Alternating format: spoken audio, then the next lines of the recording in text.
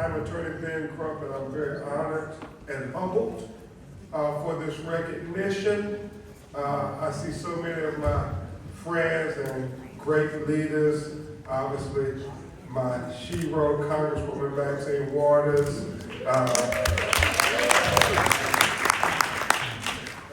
our great mayor of Los Angeles, Karen Bass.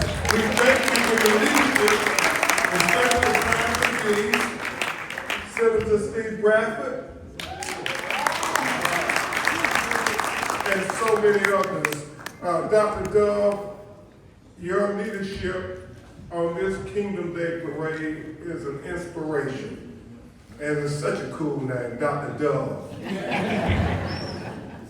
And to Sabra and Ms. Maxie and everybody who's made this day possible, I say to you all, Happy Black History Month. Yeah. Happy Black History Month. Yeah. Happy Black History Month. Yeah.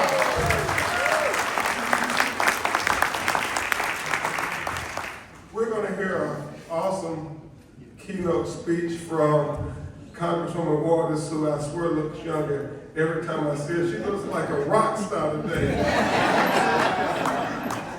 So I won't belabor the point. I will just briefly, as Dr. Dove and I talked last night, these are very interesting times in our country. And there may be some challenges and struggles, unlike anything we've ever seen before. But I am confident if we turn to the lessons of our ancestors, we will be just fine. And I will just make my argument using three of them very briefly. If we turn to our ancestor, Angela Davis, who said, I would not accept the things I cannot change, but I will fight like hell to change the things I cannot accept, like racism, bigotry, and implicit bias. Now more than ever, we need to heed what Angela Davis said every day.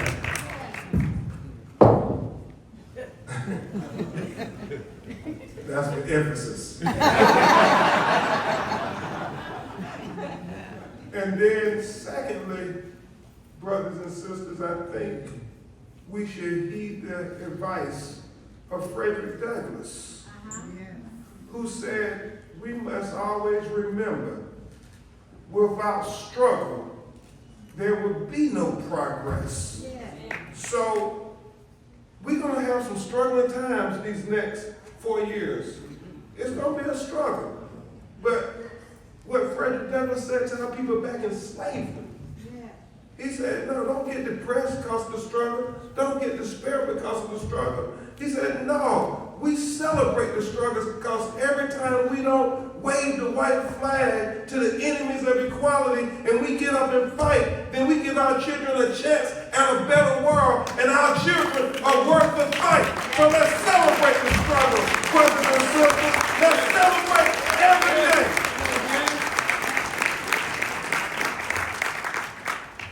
And then finally, and I know Congresswoman Waters has heard me say this before, and I'm sure she's going to give a much better message than I, but I want to say to us, let's take heed to the advice of Dr. Martin Luther King, who said that the coward will ask the question, is it safe?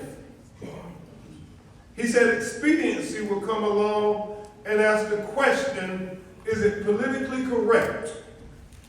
Then he said, oh, vanity comes along and asks the question, is it popular? But then Dr. King said conscience comes along and asks the question, is it right? And Dr. King said, there comes a time when one must take a position that's neither popular nor politically correct or not even safe. But he said there comes a time one must take a position because their conscience tells them it is the right thing to do. I submit to you all, brothers and sisters, at this 2025 Kingdom Day Parade, parade. It is the right thing to do to stand up for our children's future. It is the right thing to do to speak up for our children's future. And it is the right thing to do to fight for our children's future. Because if we're not willing to fight for our children's future, we can expect nobody else to fight for our children's future. And I would be remiss if I didn't say our children are watching us. And they want to know, do we really believe it when we say Black Lives Matter? We should have, our children have no question that we're willing to fight for them and sacrifice for them. And if need be, we're willing to die for them while they're under attack. And we got to show our children we're willing to fight for them until hell freezes over. And then we got to get ready to fight on the ice. I thank you.